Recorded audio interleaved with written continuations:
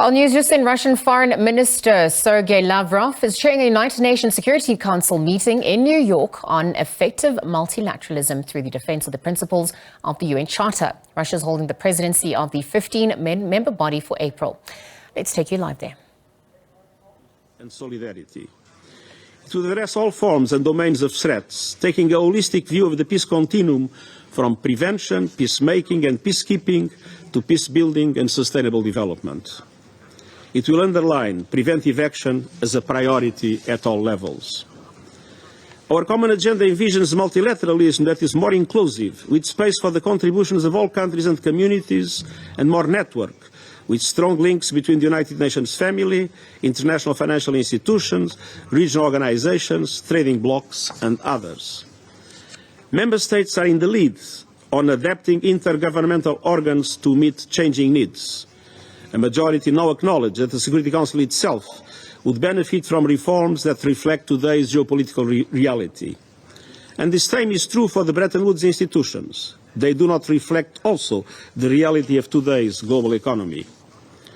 The high-level advisory board on effective multilateralism that I appointed last year has identified a number of transformational shifts to address peace and security challenges, growing economic inequalities, the triple planetary crisis of climate, biodiversity and pollution, and the widening digital divide.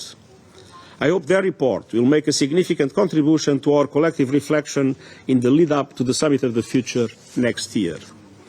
And I count on your engagement and support in preparations for the summit. Mr. President, Excellencies, our institution was created for crisis. Throughout its history, the United Nations has overcome seemingly intractable conflicts and deep divisions. We must find a way forward and act now, as we have done before, to stop the slide towards chaos and conflict. It's time to deepen cooperation, to strengthen multilateral institutions, to find common solutions to common challenges. Members of this Council, particularly those that enjoy the privilege of serving permanently, have a particular responsibility to make multilateralism work rather than contribute to its dismemberment. Competition between states is inevitable, but that should not rule out cooperation where shared interests and the greater good are at stake. And when competition escalates to confrontation, the multilateral system, founded on the Charter and international law, is the most effective means to manage disputes peacefully. We must cooperate.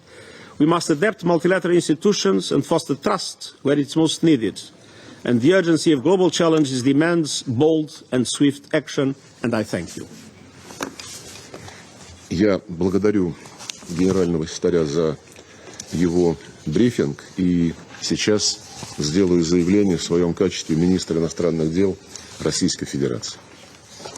Уважаемый господин генеральный секретарь, уважаемые коллеги, символично, что мы проводим наше заседание в Международный день многосторонности и дипломатии во имя мира, введенный в календарь знаменательных дат резолюции Генеральной Ассамблеи ООН 12 декабря 2018 года. Через 2 недели мы будем отмечать 78-ю годовщину победы во Второй мировой войне.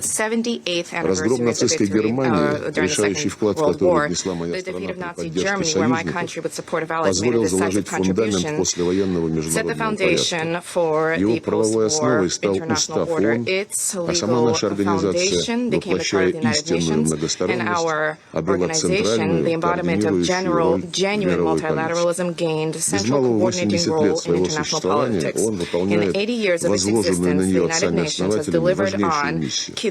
Несколько десятилетий базовое взаимопонимание 5 постоянных членов Совета Безопасности о верховенстве целей и принципов Устава гарантировало глобальную безопасность и тем самым создавало условия для по-настоящему многостороннего сотрудничества, регулируемого общепризнанными нормами международного права. Сейчас солноцентричная система переживает Now, the United Nations centered system is enduring a profound crisis. The root cause was the desire of some members of our organization to replace international law and the United Nations Charter with a certain rules-based order. Nobody has seen these rules. They were not the subject of transparent international negotiations. They are devised, crafted, and applied with the goal of countering the natural process of the establishment of new independent development centers which are the objective manifestation of multilateralism. There are attempts to deter them with illegitimate unilateral measures. These include barring access to modern technologies and financial services.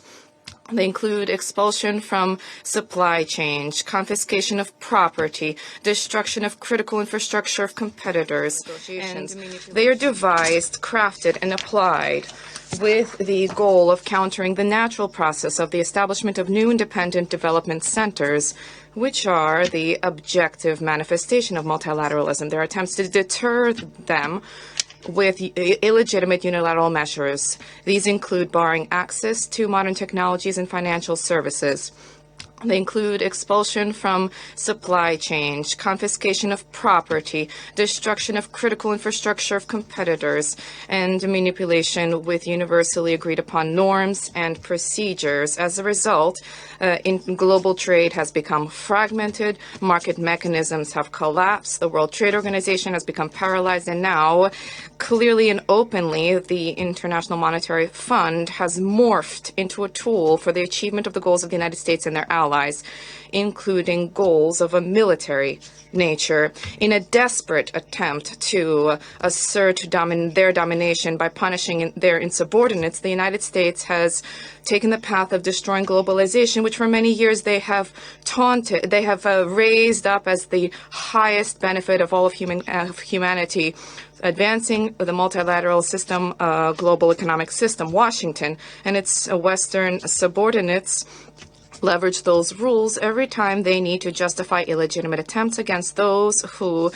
base their policies in line with international law and those who abandon the parochial interest of the global billion. The Western colleagues have long found it inconvenient to reach agreement through universal formats such as the United Nations for ideological justified policy to undermine multilateralism in abandonment of democracy and countering autocracy. Beyond the Summit for Democracy, where self-proclaimed hegemon determines composition, there are other clubs of select individuals are adopted. The Summit for Democracy, the Alliance for Multilateralism, the Global Partnership for Artificial Intellect, the Global Coalition for Freedom of Media, the Paris Call for Trust and Security in Cyberspace. All of these and other exclusive projects have been devised to undermine negotiations on relevant themes under the aegis of the United Nations, to impose non-consensual concepts and decisions that are convenient for the West, and these are proposed as a position of the international community. Let's call a spade a spade. Nobody allowed the Western minority to speak on behalf of all of humankind. There's a need to be polite and to respect all members of the international community. By imposing the rules-based order, its sponsors arrogantly reject a key principle of the Charter of the United Nations, namely sovereign equality of states. The quintessential nature of the complex of superiority or exceptionalism was the lordly statement of the head of the European Union head, Joseph Borrell, stating that Europe is a heavenly garden and the rest of the world is a jungle.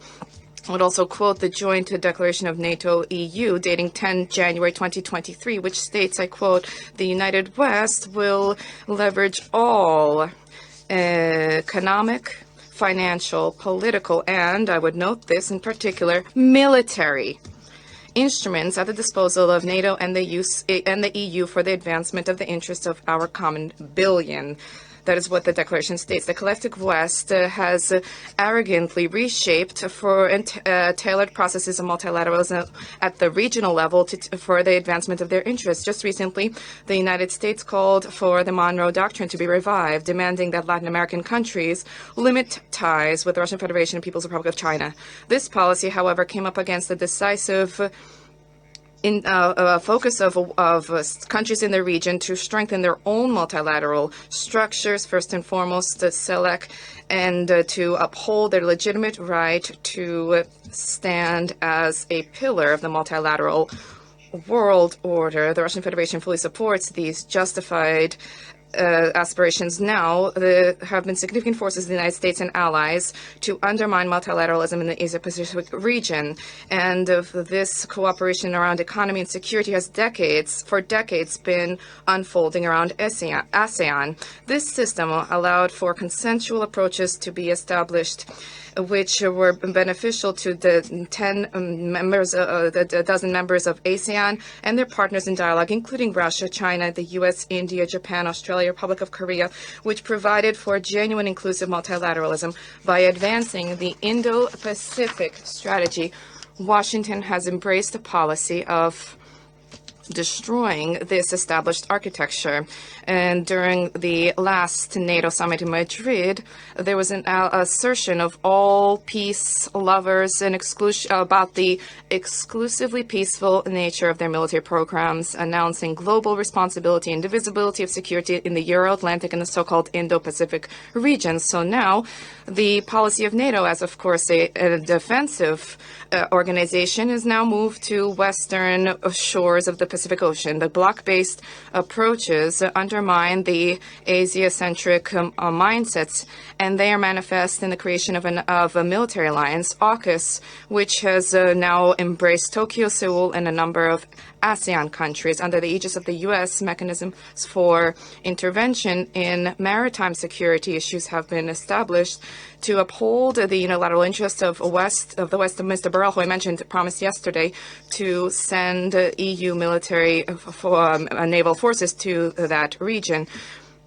It is not concealed that the goal of the Indo-Pacific strategy is to deter China and to isolate Russia, and this is how Western colleagues view effective multilateralism in the Asia-Pacific region. After the collapse of the Warsaw Treaty Organization and the Soviet Union departing from the stage, a hope was fermented for the advancement of the principles of genuine inclusive multilateralism in the Euro-Atlantic space. But instead of tapping into the potential of the OSCE on equitable, collective basis, Western countries not only preserved NATO, but contrary to their pledges, they moved towards arrogantly absorbing spaces, including those territories where vital interests of the Russian Federation existed and will always continue to exist, as was reported by the then U.S. Secretary of State Jim Baker to President George Bush.